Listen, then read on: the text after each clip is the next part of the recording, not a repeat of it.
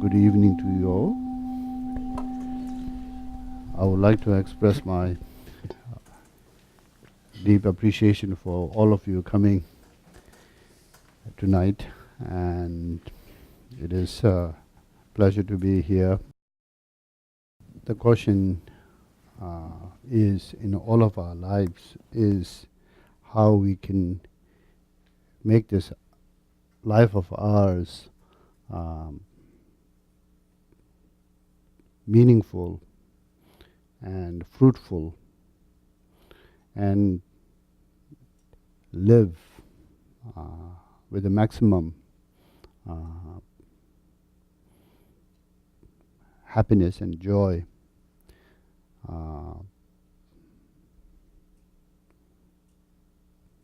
While also we evolve as a human being. Now, all of the educations since very young, what we have received, all of the various different experiences that we have cultivated, and that what we know now, how to also simulate them in our mind, and how to perform whatever we do in terms of our work, doing it well and doing it proficiently and doing with a sense of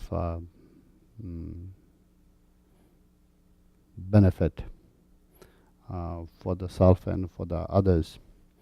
All of those definitely makes life rich, and there's no doubt about that. But what makes fundamentally our lives to be rich is where our heart is, and how much we are able to keep our heart open, how much we are able to keep our heart warm, how much we are able to keep our heart feeling for others. Not that we don't feel for others, and we are not closed off, or that we are not a warm person in general, but can we actually do something specifically to make our heart be open? Can we do specifically to keep our heart warm? Can we do specifically to have tender feelings towards others, to shape our life, shape our actions, shape our relationship with the others, and as well as also with the world? Now, the general kind of thinking is either you are a kind person or you're not, and you are almost somehow one or the other, or you just have come in that way. But the practice of the meditation really shows that's not true. The practice of the meditation and the self-reflection and getting in touch with oneself, what's really happening within in one's own mind. And then from there, coming to making a very accurate assessment as the same thing is happening in others' life. Same thing is.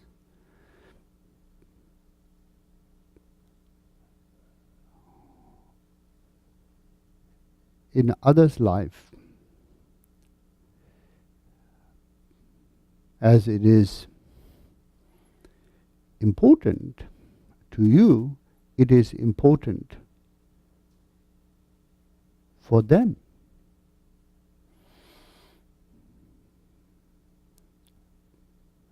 If we just never take a time, get up in the morning, and we just, like in some kind of a automatic mode of a living or program, we just operate by just going out and out and out, focusing everything of our sensorial consciousness and then the mind outwardly to achieve. Yes, of course, we have a drive. Yes, we have a passion. Yes, when we are able to actually meet our passion with our drive and successfully execute to be able to obtain what we aspire, there is for the moment a sense of joy and happiness. That's undeniable. But is there other way to find that kind of a joy? A greater maybe kind of a joy. A deeper kind of a joy than just always achieving something, and then based on achieving something, we being happy, or if not, then not being happy. So I think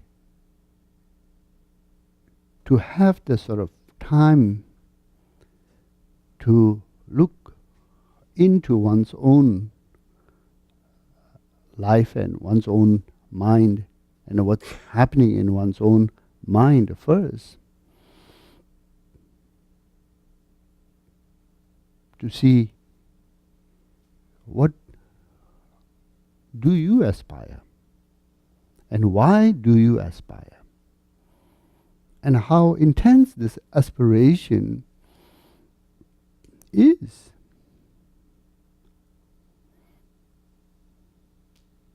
How much there is hope,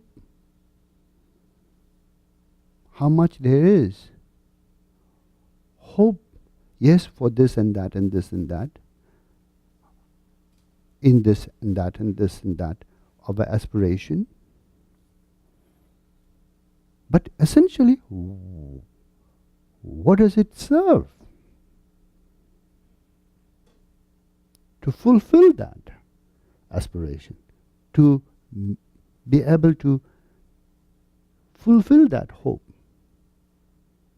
In this way, then we come to realize we are always aspiring, essentially, in a very many different forms, very many different ways, but in essence, for happiness, a joy, a sense of fulfillment, getting in touch with that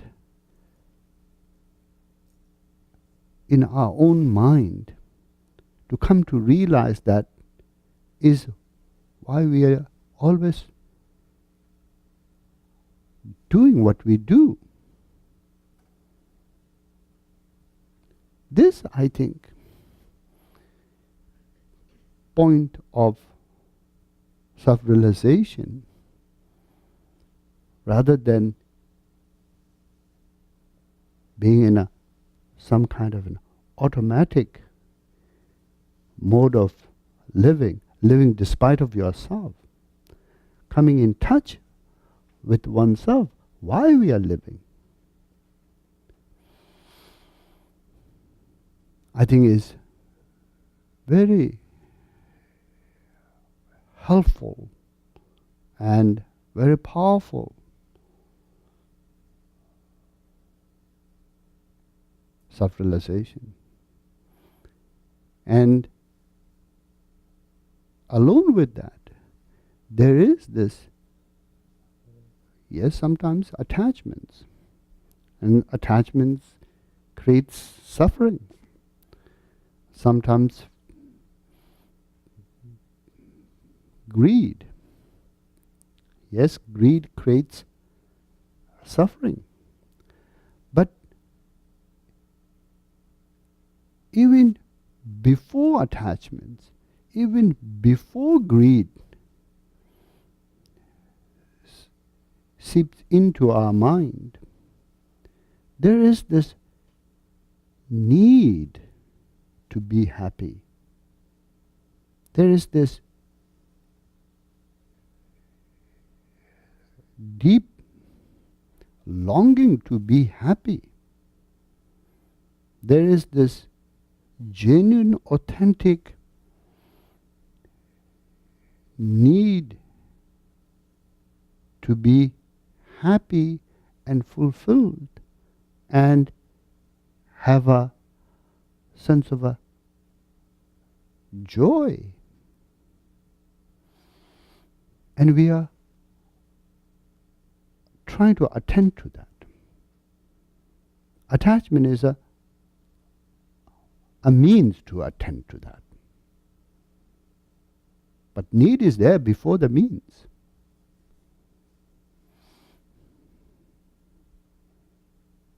So, that kind of care for the self to be met with the happiness, joy, fulfillment, to have a deep meaning for life. That has nothing to do with so-called self-centeredness or so-called ego. That's just a fundamental rights of all living beings. So, to have a self-awareness of that and attention to that and care for that naturally is a good thing, positive. Without that, how would we ever make a progress? How would we ever evolve? How would we ever sort of be able to shade any of our confusions, shade any of our obscurations or any of our downfalls to be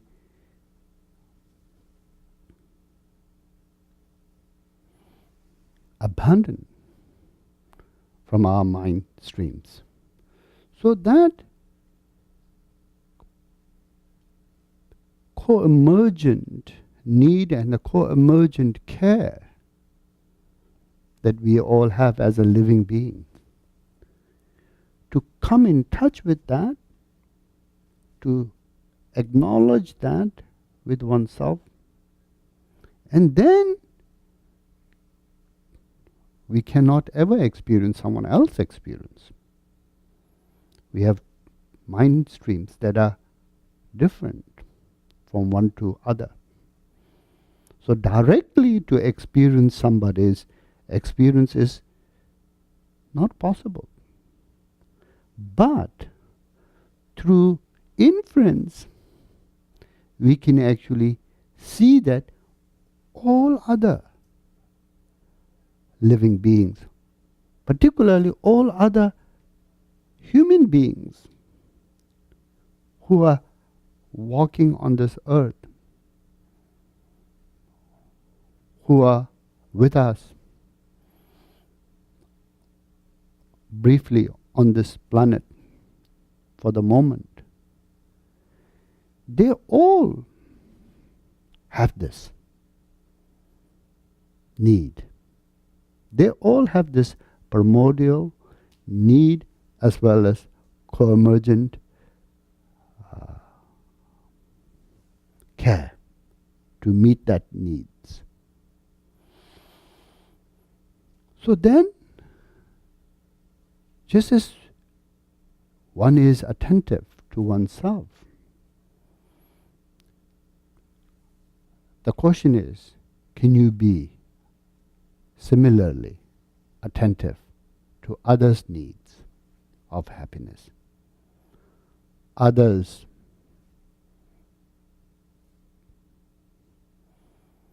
conditions of happiness? Could you actually make that as part of your aspiration?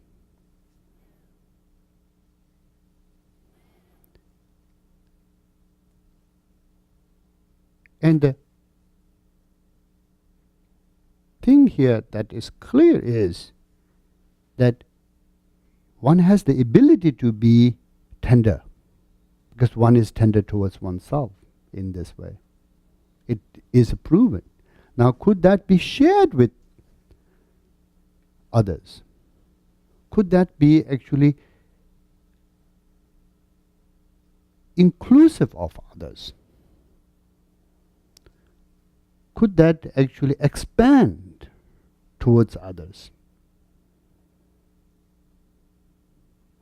Now, if we are to just stay with self-focus alone, and the focus being just only one's own happiness and joy, and any of the conditions of the happiness, of the joy, or the joy and fulfillment of yours being exclusively important. Exclusively, you keep your aspiration to just your own happiness alone. Does that help anything? Does that make anything better? Does that actually even then in that way succeeds as a true source of happiness? Or it becomes something different, like a self-attachment. Now, if you do include others in your heart, to feel that kind of a tender care, that kind of a tender care with the making aspirations on behalf of others. How does that, in reality, instead of losing anything, it enhances your own happiness? Because keeping your heart in this way open and warm and tender, and making aspirations to stay in there on behalf of others, it almost becomes like as there's an expression, one stone with the two targets being hit simultaneously. So, in this way, then how much we can actually,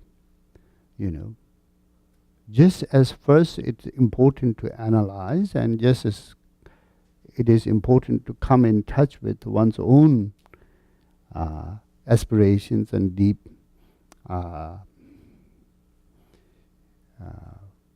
need of being happy and joyful, and to have conditions of that.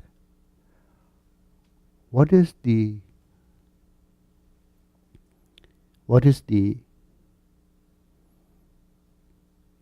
need of others? Of course, in essence, it's happiness. But what is the specific need of others?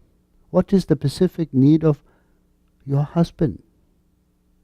What is the specific need of your wife? What is the specific need of your daughter?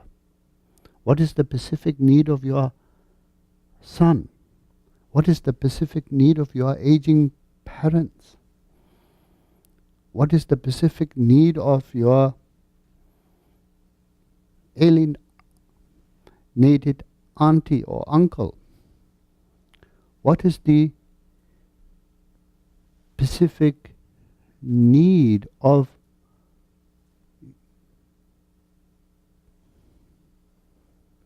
anyone that you have some natural bond and a sense of slight responsibilities to care for? To look into it rather than assume, rather than think what's good from your point of view, and why that is important, how much that will actually bring more sense of fulfillment or joy or happiness in their lives, if those conditions could be met, if they are mettable. So in this way, to make their happiness as your happiness, to make their joy as your joy, to make their fulfillment as your fulfillment, and then making aspirations. Making aspirations doesn't cost anything. Doesn't have to sort of come out of one's own comfort zone of any sort. It just is, using a particular kind of a muscle to open your heart open and have the warmth and the tenderness flowing, and then as a means to do that, so to make aspirations with the reflection. A reflection with the aspirations. And then in that way to sort of really be present. Now, in our busy lives, in our speed, we just take a snapshots of everyone. We don't really capture anything deep. We just take sound bites. We don't really hear anything deep.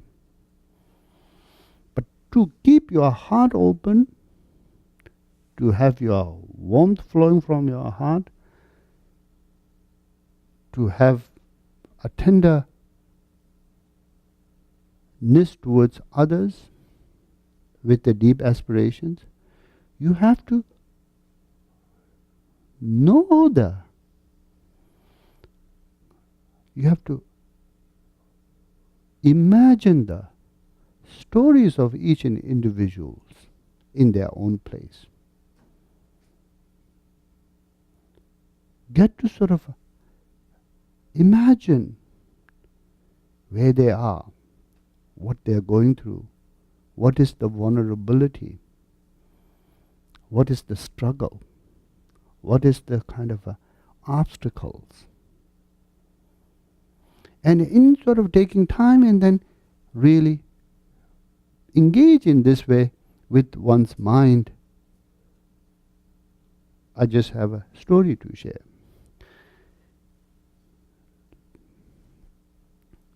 We go every year to India, and was it last year or this year? I don't quite remember. But in a very busy street, all of a sudden, I saw a naked baby lying on the ground, about this big, 5 pounds, wide awake and moving. And just the sight made my heart leap out. So as I saw everyone's heart leap out, it's just not only me. Man, woman, mother, father, or maybe just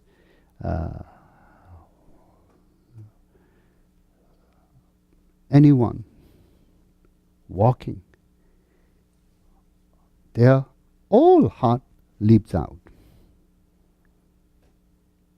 And trying to figure out what to do. Some are trying to put some money next to it. Some are trying to, I don't know how the baby can drink this, but put some milk next to it. But everybody's heart is leaping. So the potential for open heart, warm heart, tender heart is there. Just seeing condition of that child. Now why then I was thinking, that child, the sight of the child makes all of, or anyone's heart leap. That's because child is vulnerable, helpless, need protections. There's a lot of dangers. And we can sense that all at once. Therefore it makes our heart leap. But more importantly, it's a living thing. It's a living being.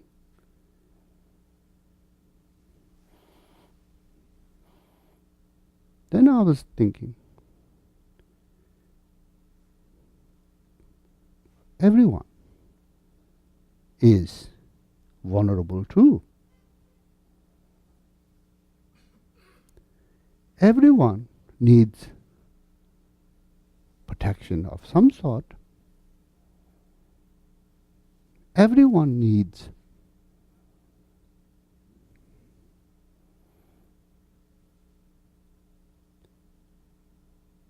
to be cared for or cared by.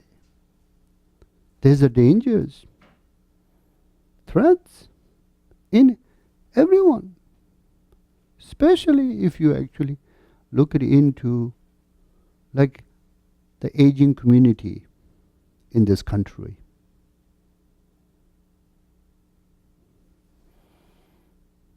The people who are mentally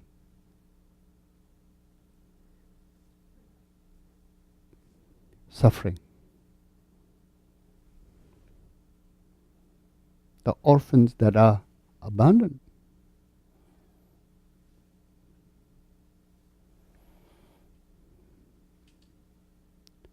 So as also many people feeling overworked, exhausted mentally and physically and emotionally.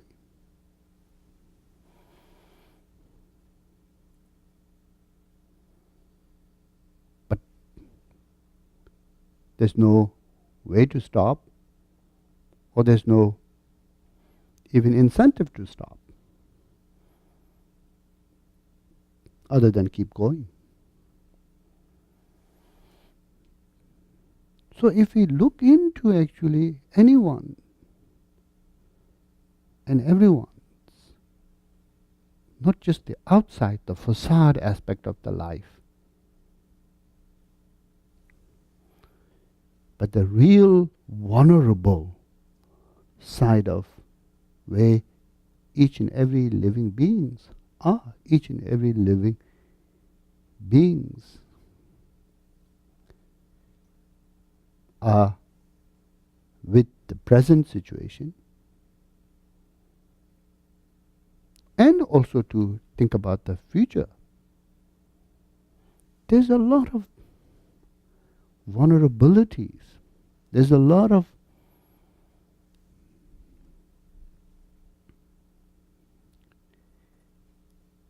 uncertainties. There's a lot of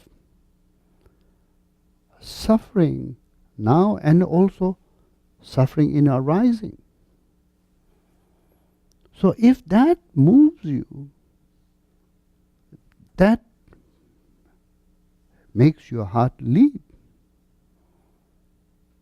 just like the baby does, then there's always ways to keep your heart open. There's always ways to keep your warm feelings flowing. There's always ways to keep your aspirations for humanity in large, and then particular and individuals in different times, as you actually, reflect and deeply think of what their conditions are, you could make aspirations on behalf of them. And by making aspirations on behalf of them, then there comes a sense of a connection. There comes a sense of connection with the world, connection with the others. There comes a sense of sharing one's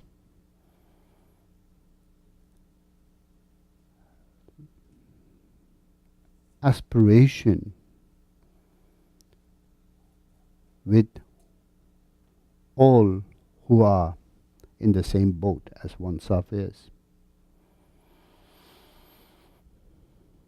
And then this aspiration could be for the temporal, for the relative things. But then it could be inclusive of also ultimate. It could be inclusive of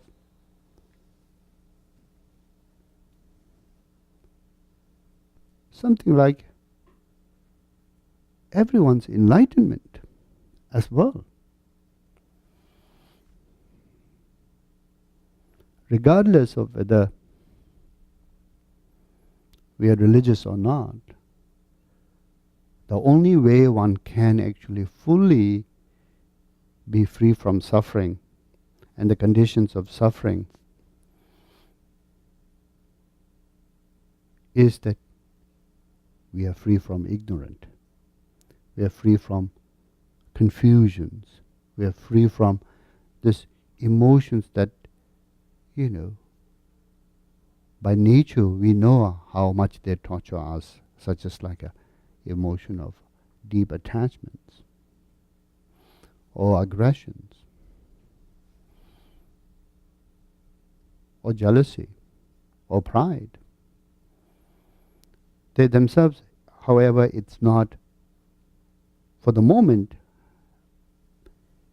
causing you particular kind of suffering, other than suffering in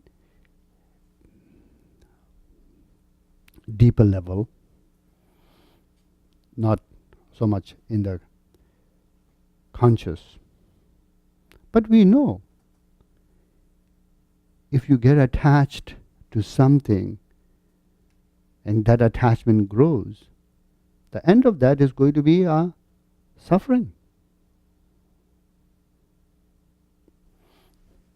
And then just thinking about our own attachment to this life that we have, our own attachment to this body that we have. It's not something we could get rid of, but getting deeper and deeper in this attachment, there is a suffering to be faced. So in this way, to make an aspiration for all sufferings to be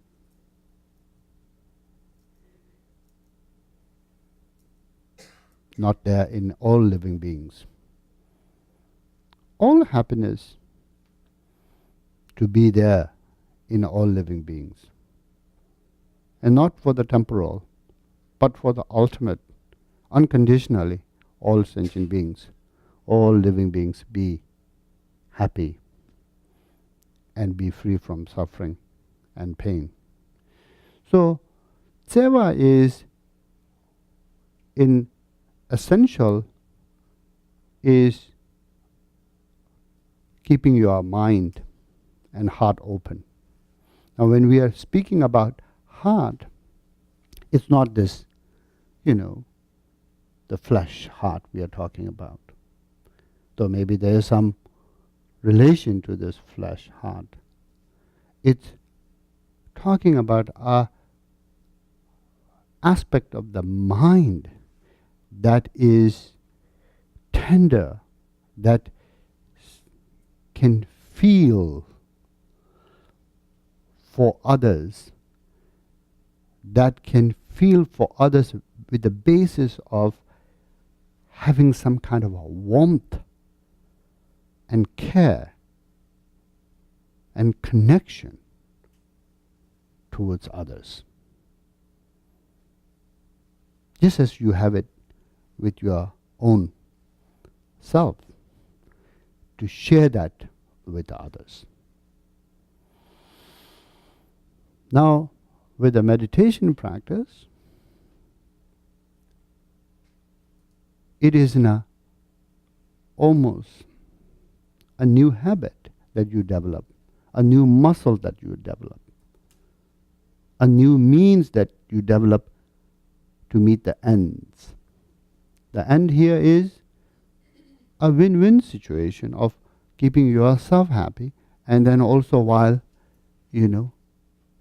being connected to the world and others and making as best as your effort to be helpful. If not helpful, still stay connected. Still, just as like you read news not just for the information, but to stay connected. Like that, to stay connected with what's happening with the others and surroundings, and particularly in one's own family, in one's own, immediate circles, to be able to sort of spend a little time in a family of a 5, thinking for others, where others are, what others' aspirations is, what would fulfill the others' aspiration that will bring them sense of happiness and joy and a sense of fulfillment, will improve the quality of the family life immensely.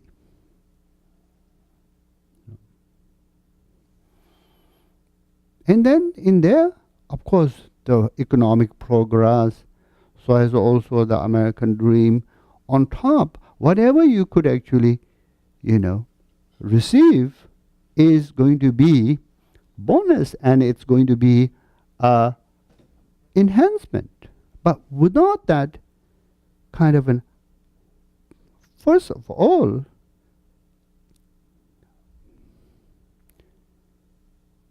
to not have this kind of a connection or care or openness or taking the time to feel for others, that's going to be just only external. And externals are not sure will actually work. So in that way, my hope with this Tsewa book, or my aspiration with the Tsewa book, is saying the fundamental source of happiness and the kind of a basic level of what happiness we could actually achieve, we could have in all of our life, is just our own mind and our own heart, and keeping our own mind and heart open and warm and flowing with a kind of a feelings that can actually be caring for others. And then from there, whatever we can actually do to change our own lives and lives of others is in a bonus and greatly appreciated, and we should welcome it. But the first and the foremost important is staying, in touch with one another, especially in the, if you look at modern world, what seems to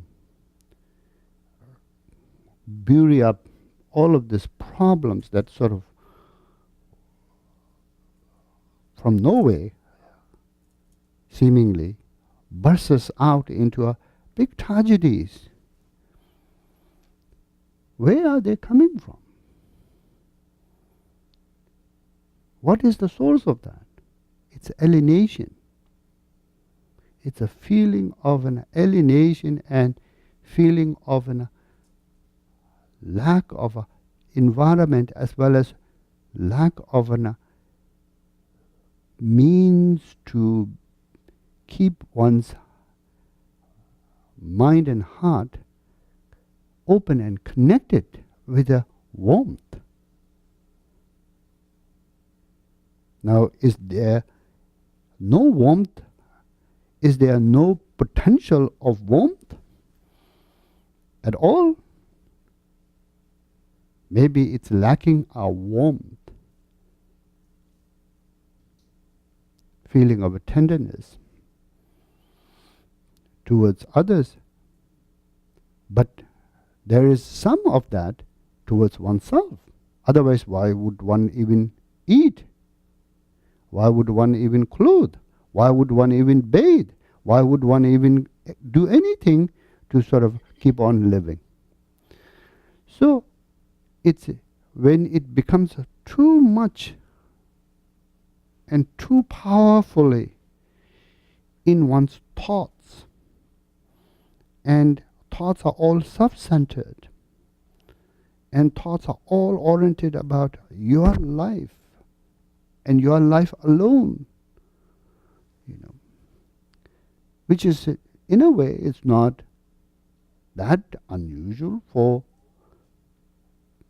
any one of us, but to not have ways to balance that out with the others, not have ways to somehow balance that out with care for others, and no encouragement in that way. Somehow one is actually left there in isolation, has kind of, I feel, brought. I always think, without thinking, it is so easy for us to, when a mosquito lands on us, to squash a mosquito, feeling the threat and feeling the kind of hurt. Just as the mosquito is trying to have one drop of your blood. To squash a mosquito is very easy. But keeping in one's mind that this mosquito is a living being, just like yourself, need of food and to sustain, for procreation, and feels the pain and hunger and the suffering if you squash the mosquito, holding this thoughts while holding those thoughts and feeling for the life of the mosquito, then it's going to be very difficult to squash the mosquito. Even if you do squash the mosquito, it'll take a little time to squash the mosquito. And that is the Dharma. That transformation from non-thinking, unconscious to conscious, and then to have that kind of a change of heart, or change of action, or change of improve behavior. So in this way, it all of the Dharma, that all of the teachings of the Buddha, and not only just the Buddha, but all of the teachings of the other sages, comes down to is keeping your heart pure meaning as much less as possible preoccupied with just yourself, making it more open and inclusive of others' lives, and feeling for others and others' conditions. And then making aspirations, just as we make aspirations for ourselves, in a balanced way, making aspirations for others as well. So in that way, if this book can actually be a drop in the ocean to contribute to make the ripples reach in any distant, it is definitely going to be my great privilege, and as well as also honor as an Dharma teacher. And thank you all very much for coming here tonight and listening to this introduction to the book and the idea of the Tsewa, and the Tsewa being increase in this world.